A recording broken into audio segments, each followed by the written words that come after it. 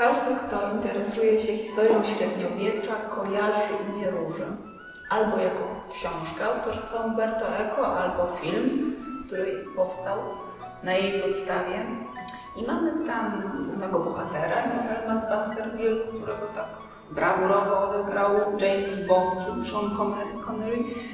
I mamy jego głównego adwersarza, Bernarda Louis, przerażającego przedstawiciela inkwizycji, który w białym habicie z czarnym płaszczem krążył w mrocznych zakamarkach klasztoru, szukając sprawiedliwości.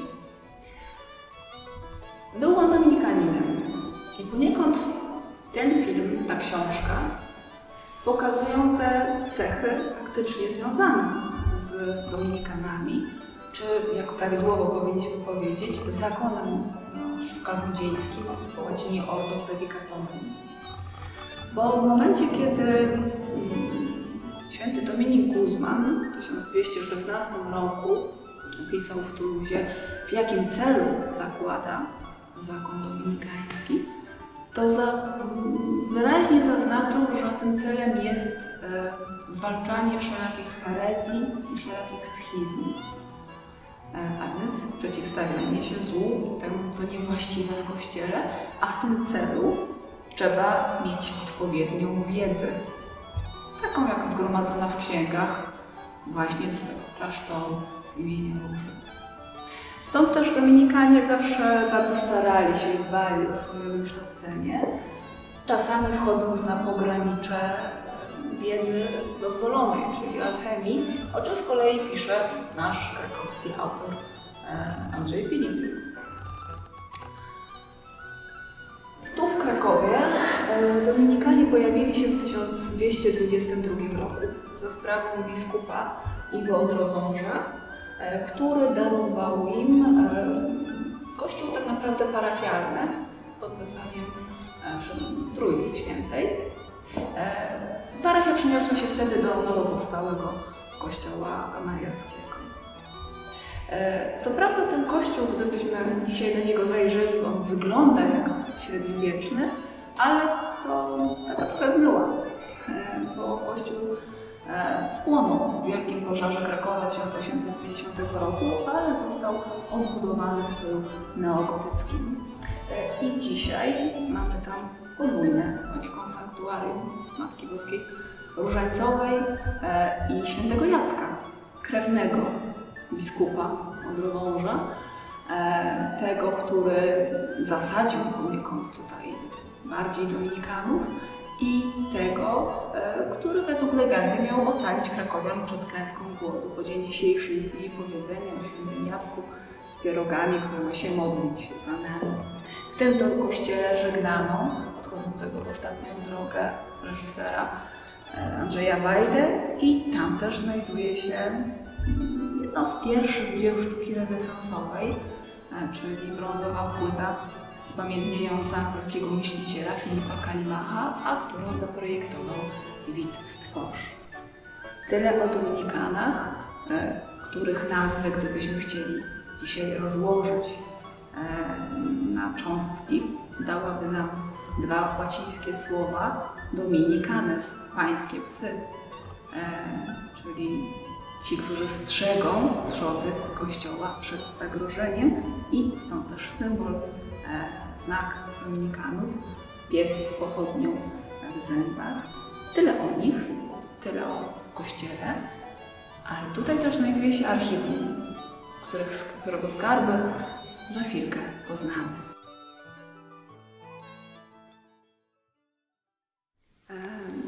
No i jesteśmy, co prawda nie w samym pomieszczeniu archiwum, ale jest przy nas specjalista, który najwięcej chyba wie o losowie tutejszego archiwum i o jego skarbach. To pan dr Adrian Cieślik, archiwista w prowincji polskiej zakonu dominikanów.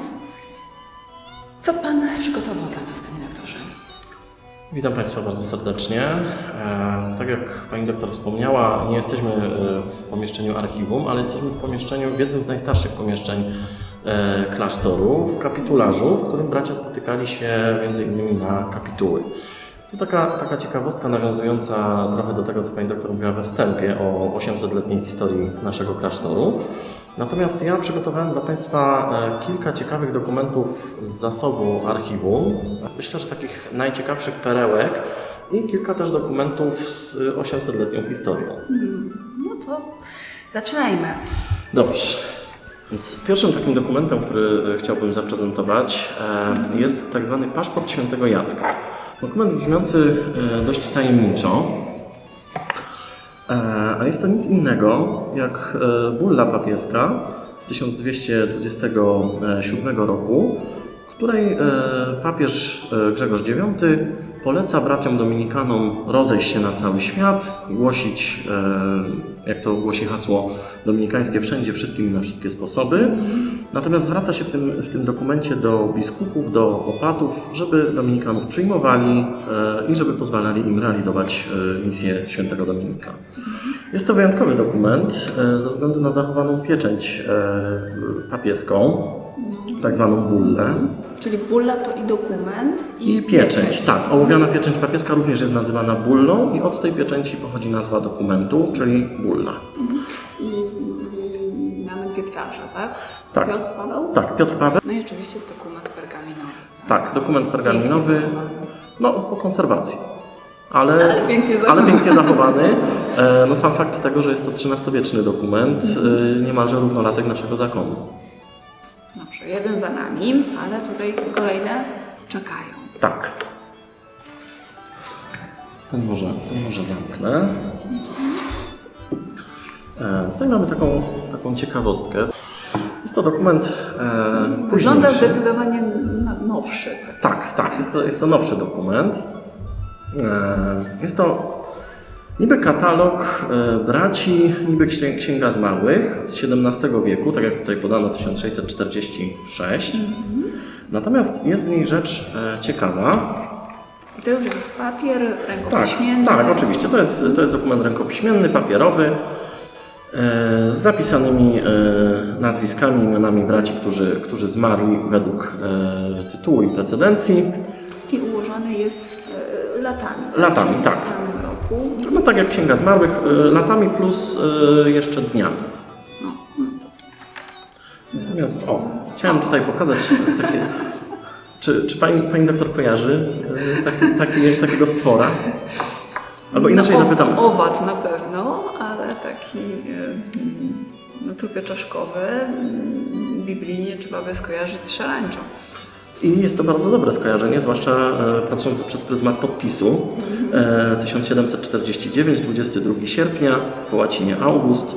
Szarańcza szła przez Leduchów, w piątek po południu przez godzin półtory ku Dubnu leciała. Taka adnotacja. Nie wiemy, skąd się ta szarańcza tutaj wzięła. No, szarańcza raczej w archiwum występować nie powinna, ani żadne inne szkodniki, jednak tą przyjmujemy z sympatią. W ogóle obecność szarańczy na Jakimkolwiek terenie jest. Ja nie wiem, czy to jest owad dostosowany do naszych warunków i czy to faktycznie była szarańcza, czy Raczej nie. wypowiadał się jakiś entomolog na ten temat. Znaczy, prawdopodobnie nie była to szarańcza, tylko była to ćma nazywana trupią główką bodajże. I stąd ta I stąd ta trupia główka tutaj w tym miejscu. Jest to ciekawe. Jest to ciekawe. Druga taka szarańcza pochodzi ze sztambucha generała XVIII-wiecznego Jaucha, który w swoim sztambuchu, czyli takim pamiętniku, ową szarańczę narysował. Nie wiemy, czy nasza była pierwsza, czy tamta, dlatego że tutaj jest dość taki prymitywny ten rysunek. Natomiast w tamtym sztambuchu jest już z dokładnymi szczegółami, bardziej przypominający tą ćmę, która faktycznie ku temu Dubnu leciała i pojawiła się w okolicach Kalisza. Jest taka teoria, że generał Jauch mógł mieć jakiś kontakt z dominikanami, mógł albo z opowieści, albo nawet zobaczyć tą naszą szarańczę i wówczas mógł przerysować do swojego sztambucha, ale to jest teoria niepotwierdzona. Ale jeżeli tamta jest dokładnie narysowana, to być może on ją tak in vivo, tak, z życia, z oglądu Mógł. rysował, a tutaj Mogło tak jest być. takie ogólne wyobrażenie. No mamy klasykę, co było pierwsze, jajko czy kura. No właśnie. Czytam. Czy szarańcza z prowincji ruskiej, czy szarańcza spod Kaliszy? Tak czy inaczej jest. A nie można, nie spodziewać by się. No, prawda? Trudno by się było je spodziewać w takim dokumencie. Jakkolwiek szkodników w archiwum nie lubimy, to na tą szarańczę spoglądamy łaskawym okiem. To jest taka zaprzyjaźniona. Tak, to jest taka nasza. Dobrze. No to tym bardziej z większą ciekawością patrzę na te pozostałe. Na kolejne magazyny. eksponaty, oczywiście. Tą szarańczę może zamkniemy. Zobaczymy, co tutaj wyskoczy z nich. A to może przejdźmy sobie do tej księgi. Księga XVIII-wieczna, często używana, co widać myślę po oprawie, dość zniszczona. Księga notat klasztornych i gospodarczych, czyli takich zapisów po prostu gospodarczych, co kupiono, co sprzedano, z czego ile pozyskano pieniędzy, ale nie przez treść jest ona tutaj przyniesiona przeze mnie, nie dla treści. Znaczy sama treść też jest oczywiście ciekawa, zwłaszcza dla badaczy historii gospodarczej. Klasztoru lwowskiego notabene, czyli klasztoru, który w tej naszej 800-letniej historii przez dłuższy okres czasu był jednym z ważniejszych klasztorów. W czasie, gdy klasztory dominikańskie były skasowane i prowincje również, istniała jedna prowincja galicyjska z siedzibą prowincjała w Lwowie. Więc ten klasztor Bożego Ciała w Lwowie zyskał i przejął właściwie tą najważniejszą rolę. Tą księgę przygotowałem ze względu na inną rzecz, ale to musi Pani doktor zobaczyć pod światło. Nie wiem, czy tutaj akurat widać, ale chyba widać. Właśnie. Mamy znak wodny. Mamy znak wodny. Czyli papier czerpany. Papier czerpany, tak, ale co widać na tym znaku wodnym? Tak, to jest herb Odrowąż, czyli herb nawiązujący do herbu świętego Jacka. I dlaczego ten herb się tutaj znalazł? Dominikanie od XVII wieku w bliskim Lwowu Zawadowie prowadzili własną czerpalnię papieru. No więc, żeby nie pozyskiwać papieru z innych źródeł, tylko jak to dzisiaj potocznie się mówi, wspierać swoich, pozyskiwali, kupowali papier z własnej papierni, wobec czego mamy w tej księdze znaki wodne, czyli inaczej filigrany, z herbem Odrowąż, świadczące o przynależności tej czerpalni do Dominikanów. Z herbem dominikańskim te trafiają się? Chodzi jakimś znakiem takim bardziej? Na przykład z psem z pochodnią? Nie spotkałem się. Nie. Klasztor Bożego Ciała miał jeszcze, bo właściwie klasztor był takim patronem tej papierni, miał jeszcze swoje godło, w którym był kielich mszalny, ale było ono używane w początkowym okresie tej czerpalni. Także taka ciekawostka. Tak. No myślę, że rzadko spotykana. Zobaczymy, czy gdzieś jeszcze nam ktoś pokaże coś podobnego. No zobaczymy. właśnie. Tak. Dobrze. I zostało nam jeszcze jedno. Zostało nam jeszcze pudło. jedno pudło, tak. Oczywiście nie jest to cały zasób naszego archiwum, dlatego są wybrane eksponaty, dlatego że w naszym archiwum mamy ponad 17 000 jednostek archiwalnych, czyli właśnie ksiąg, teczek, pojedynczych dokumentów. No jest to, gdybyśmy tak ustawili to w rządku, to byłoby to ponad 500-600 metrów bieżących. Czyli kilometrów i słowa. Tak, czyli pół kilometra. No to całkiem sporo. dobrze, no i zobaczmy, co mamy tutaj. Tak. Ta księga w takim ładnym opakowaniu, ona miała troszkę szczęście, dlatego że dzień przed nagraniem naszej rozmowy wróciła z pracowni renowacji. No to my mieliśmy szczęście. Tak, tyle, znaczy ona księga miała szczęście, myślę, że też miała szczęście, bo może się zaprezentować. Ona też jest troszkę zniszczona, więc nie była to pełna konserwacja, ale taka zachowawcza. Tak, pudło możemy przesunąć.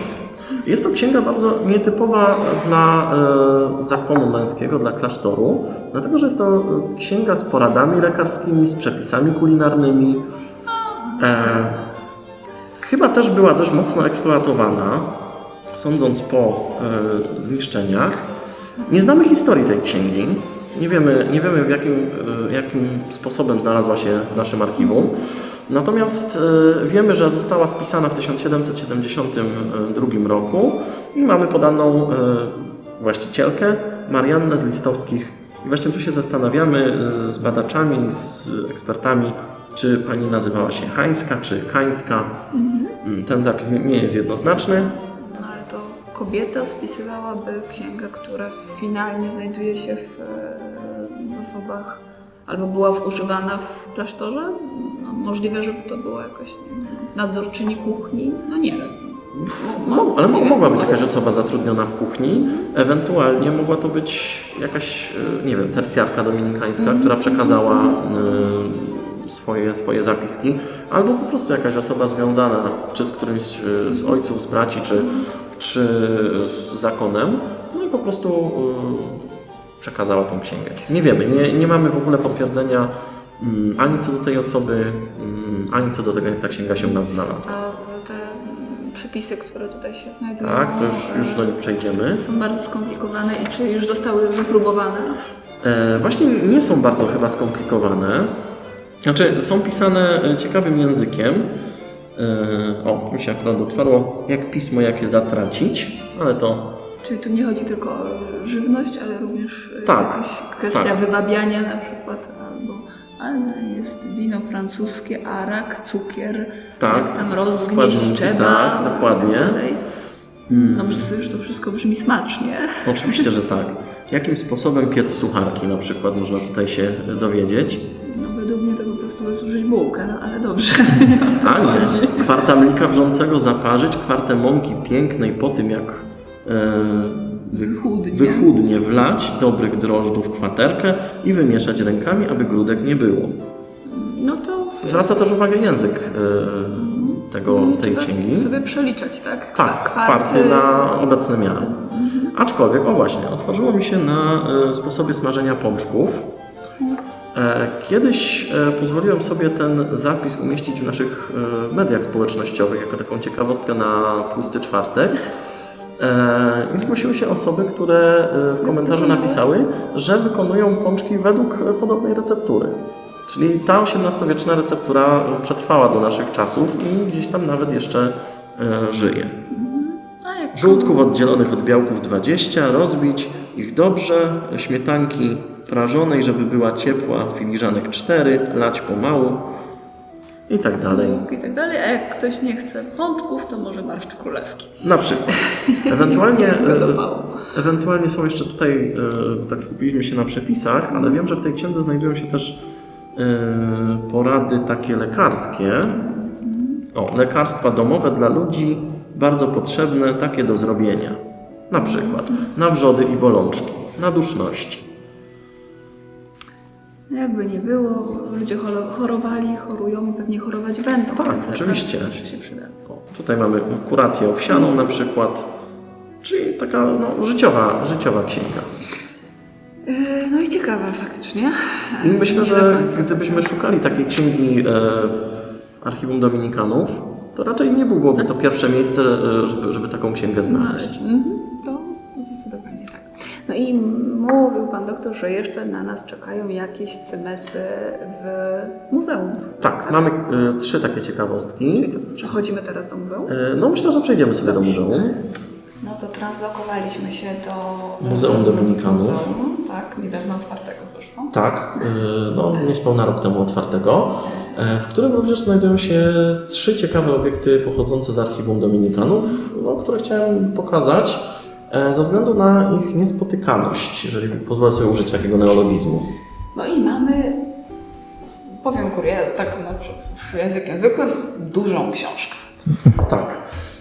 Dużą książkę i ciężką książkę, ważącą około 20 kg nawet. Jest to... Przez oprawę choćby nawet, bo to Tak, oprawiona jest w deski i deski powleczone są skórą. Tak samo jak skórzane są pasy, które spinały tą księgę. To taka księga, że tak powiem, zaczepno-obronna. Można dobrze rzucić to. Znaczy myślę, że nikt nie odważyłby się nią rzucać, zwłaszcza, że pochodzi ona z 1536 roku, więc raczej nie polecałbym rzucenia taką księgą. Ale i chyba nie do tego służyła, prawda? Nie. To był graduał, czyli księga, w której zapisane zostały śpiewy mszalne I z tej księgi bracia korzystali. Nie było modlitewników takich małych, jak dzisiaj znamy, czy brewiarzy, czy nie było telefonów, z których bracia również korzystają na modlitwie. Była jedna taka duża księga, przepisywana, kopiowana, wiadomo. I dlaczego taka duża? Właśnie po to, żeby wszyscy bracia mogli z niej dobrze odczytać tekst. Czyli jak rozumiem, bracia się gromadzili, nie wiem, w półkolu i... No, bardziej tak w dwóch rzędach, ona była też obracana na takim stanowisku, ale mogło być też półkole, jak najbardziej. Tutaj mamy otwartą akurat na śpiewie Alleluja. I śpiew ten zaznaczony został również przez ten piękny inicjał, który tutaj widać, Zmartwychwstanie Chrystusa, wpisany w literę A. Księga jest w ogóle bogato zdobiona, bogato iluminowana, bo to są te obrazki, jakbyśmy dzisiaj powiedzieli, to są iluminacje. A wykonana została, jak już wspomniałem, w 1536 roku przez takiego dominikańskiego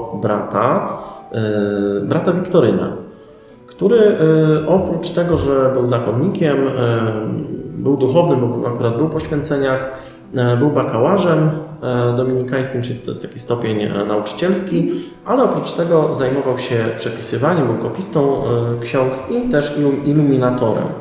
Prawdopodobnie miał jakąś swoją pracownię tutaj w klasztorze krakowskim. To nie zostało jeszcze potwierdzone. Może kiedyś jakieś źródła nam się objawią, które o tym powiedzą.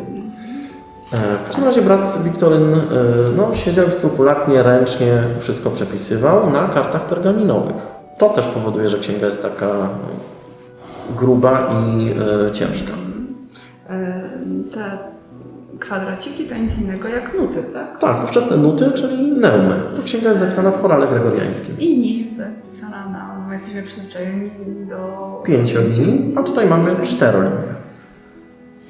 No to mamy troszkę inaczej Tak. niż jesteśmy przyzwyczajeni. No i mamy inną gablotę, inne obiekty, jakieś, że tak powiem, szczęby takie jakby szarańcza zjadła. Nie, nasza szarańcza jest w księdze i raczej nie jest aż tak żywa, przynajmniej nie była aż tak głodna. To są sznury po pieczęciach. Do tych sznurów, notabene konopnych, były przywieszone kiedyś pieczęci. A dokument to nic innego jak fundacja klasztoru i kościoła.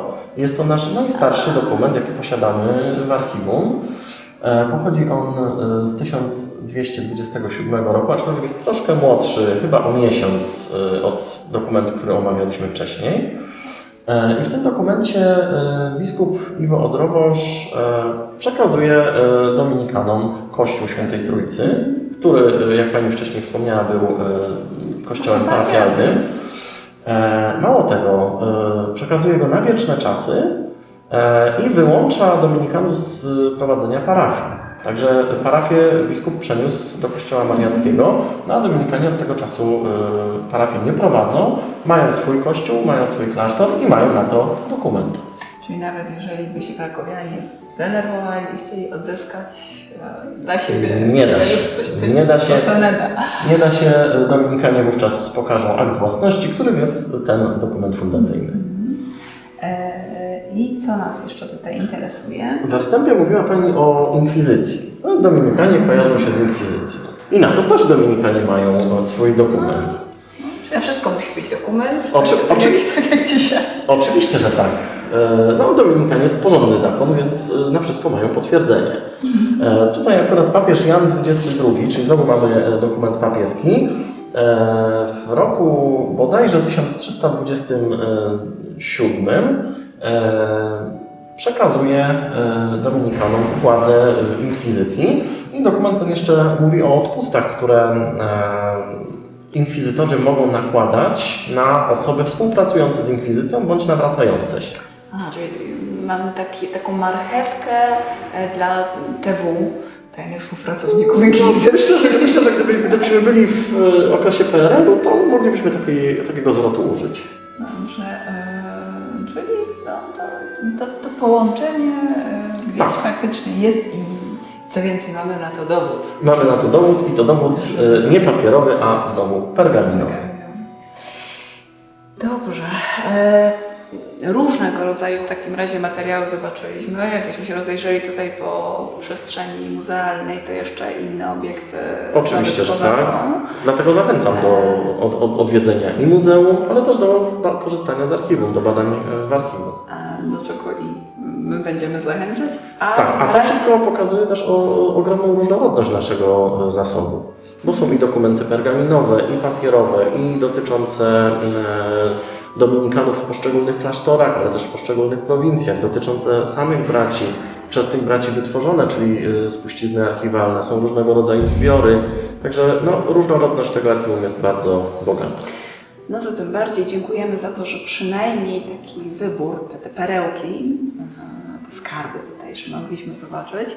Zachęcamy osoby, które mają żyłkę badawczą, historyczną do tego, żeby tutaj zajrzeli i skorzystali też z wiedzy tutejszych archiwistów. Bardzo dziękujemy za gościnę. Ja dziękuję również. Było mi bardzo miło gościć Państwa w naszych skromnych progach. Dobrze, dziękujemy raz jeszcze. Bardzo dziękuję. W 1946 roku komuniści nakazali dominikanom, brzydko mówiąc, wynieść się z terenów Związku Sowieckiego, Związku Radzieckiego. Więc dominikanie w popłochu, w tej ogromnej panice ratowali dzieła sztuki, ratowali dobytki kultury, między innymi archiwalia. Te archiwalia trafiły tutaj do Krakowa i to stało się takim swego rodzaju zalążkiem dla naszego archiwum Polskiej Prowincji Dominikanów.